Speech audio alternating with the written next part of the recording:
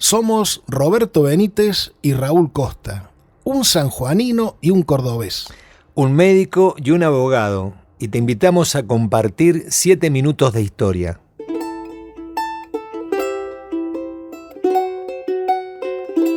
Siete minutos de historia. Lo que no te contaron.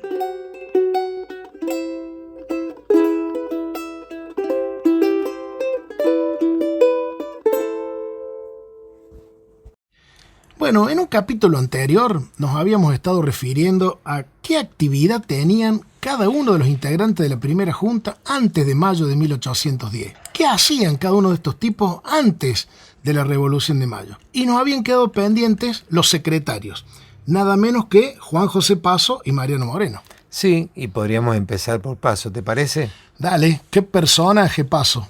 El que estuvo en todos lados, el de los muchos cargos. No se sabe cómo hacía, pero aparecía siempre. Este también es de los maduros, digamos. Tenía 52 años en 1810.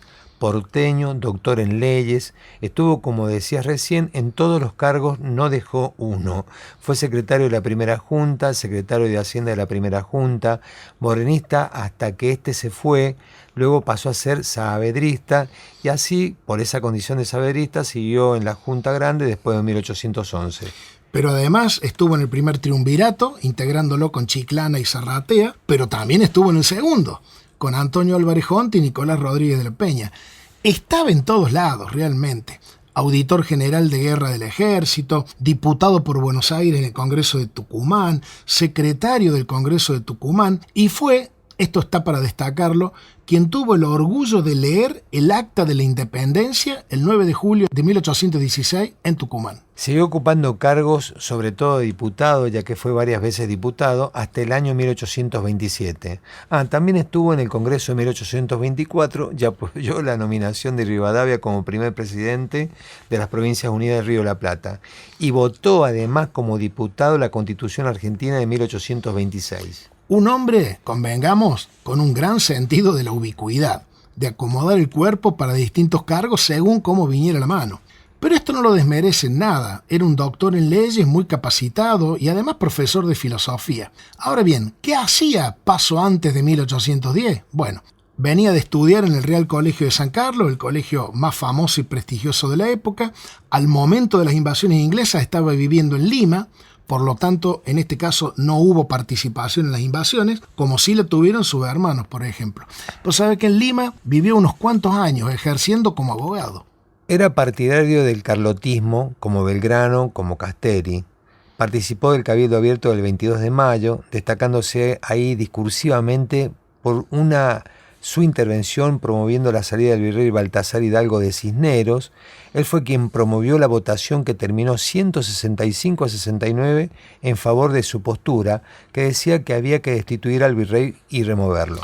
En definitiva, un hombre muy importante, Paso, ¿no? Y muy ilustrado, que se había recibido de doctor en leyes en la Universidad de Chuquisaca. ¿Y sabe qué es lo que no te contaron?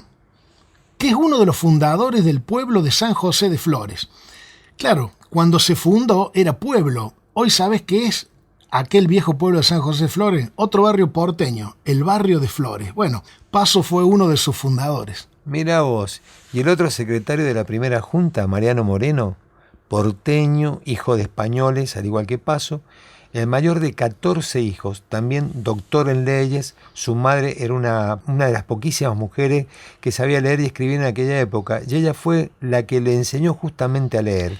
Bien, ¿y qué hacía Mariano Moreno antes de 1810?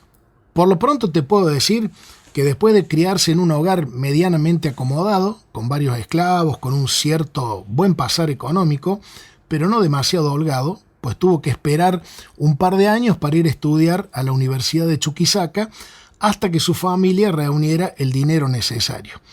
Primero estudió teología, un poco por pedido de sus padres, y después estudió derecho, que era realmente su vocación. Allí leyó a autores como Montesquieu, como Voltaire, como Rousseau. Especialmente de Rousseau quedaría impresionado al punto que después traduciría su obra. Vos sabés que allá se enamoró de una joven charqueña, Guadalupe Cuenca, con quien se casó y vivieron juntos allá. Trabajó 2 años como abogado y recién volvería a Buenos Aires en 1805, donde además de abogado, fue nombrado relator de la audiencia y asesor del Cabildo de Buenos Aires. Es decir, Moreno también era funcionario español antes de los sucesos de 1810. Claro, y fue él el que se acercó a los sectores revolucionarios, pero no tuvo militancia previa.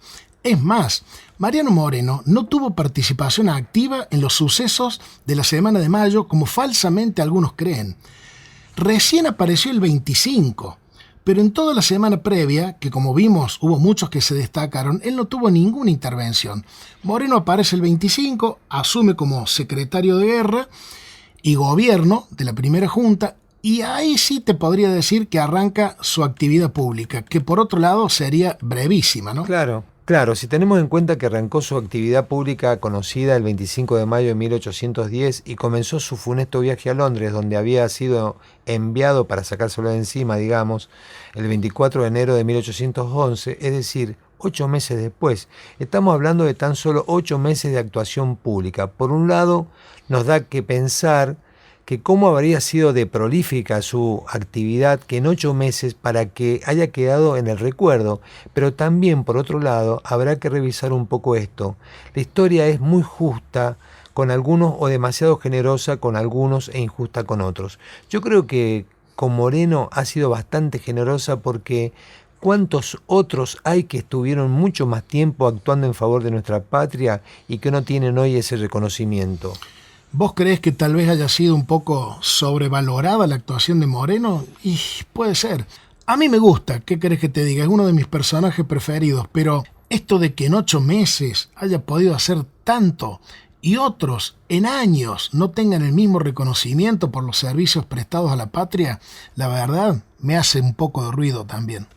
Sí, obviamente te hace un poco de ruido porque lo que me parece que a mí lo que lo termina enalteciendo es la forma de la muerte, la duda de cómo fue.